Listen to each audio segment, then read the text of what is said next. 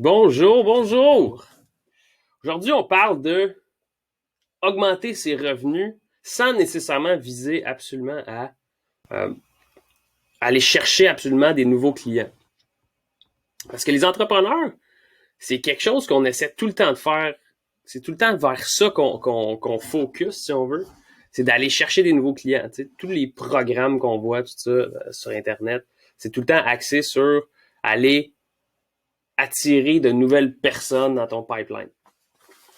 Je parle surtout dans l'industrie du service, mais c'est vrai dans toutes les industries. Mais là, mon texte est plus aligné vers le service. Puis la semaine passée, j'en parlais justement avec quelqu'un, un des étudiants dans le programme Transition. Puis je me suis dit, bah, je vais faire un petit post là-dessus. Je pense que ça vaut la peine. Parce que, tu sais, c'est normal. Dans notre tête, le calcul, il est simple. Plus de clients, plus de revenus. Tu sais, c'est l'égalité dans le milieu, là, c'est assez simple à comprendre. Mais ce qu'on laisse souvent de côté dans cette analyse-là, ou dans ce calcul-là, c'est comment je fais pour vendre plus à mon client.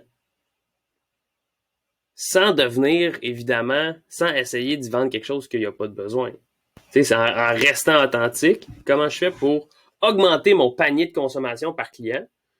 Comme ça, je fais plus de revenus sans nécessairement avoir à pousser plus encore sur le marketing puis le développement de relations. Parce que des fois, c'est dur de prendre quelqu'un qui n'a jamais acheté de toi puis de le faire devenir un client.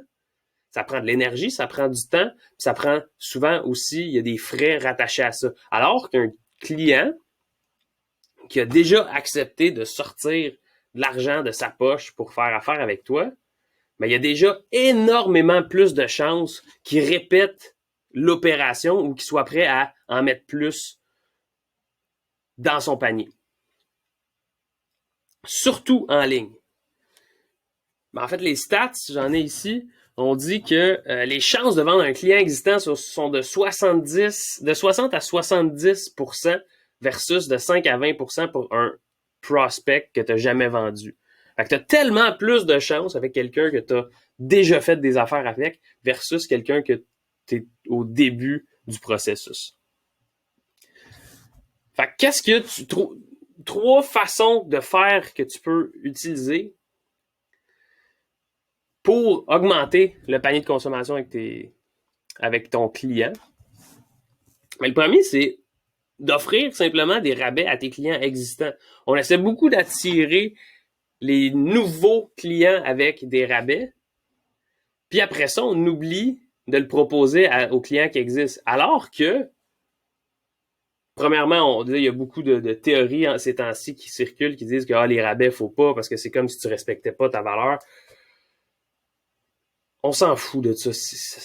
C'est même pas vrai. Les gens sont attirés par les rabais dans la vie en général. De toute façon, fait que cette théorie-là ne tient pas la route. Sinon, il n'y aurait pas autant d'efforts marketing de mis autour de la notion de rabais dans la vie. Fait que déjà, on oublie ça. Mais on va aller plus loin que ça. Le coût d'acquisition en publicité, en marketing, en efforts, etc., en temps que tu vas mettre pour un nouveau client, versus celui que tu vas mettre pour un client existant. On l'a vu, c'est pas le même, c'est beaucoup plus faible pour un client existant. Fait que si tu prends ce rabais-là et que tu lui offres, ben ta marge va probablement être, elle peut être sensiblement la même à la fin, mais tu vas avoir sauvé du temps quand même. Tu sais, oui, ok, tu n'auras pas mis du marketing, tu n'auras pas payé de la pub, mais tu vas l'avoir, ça va t'avoir coûté une partie des revenus que tu aurais générés par ton offre. Mais en bout de ligne, tu as juste sauvé du temps. Fait que tu es capable d'en faire plus. Tu perds moins de temps.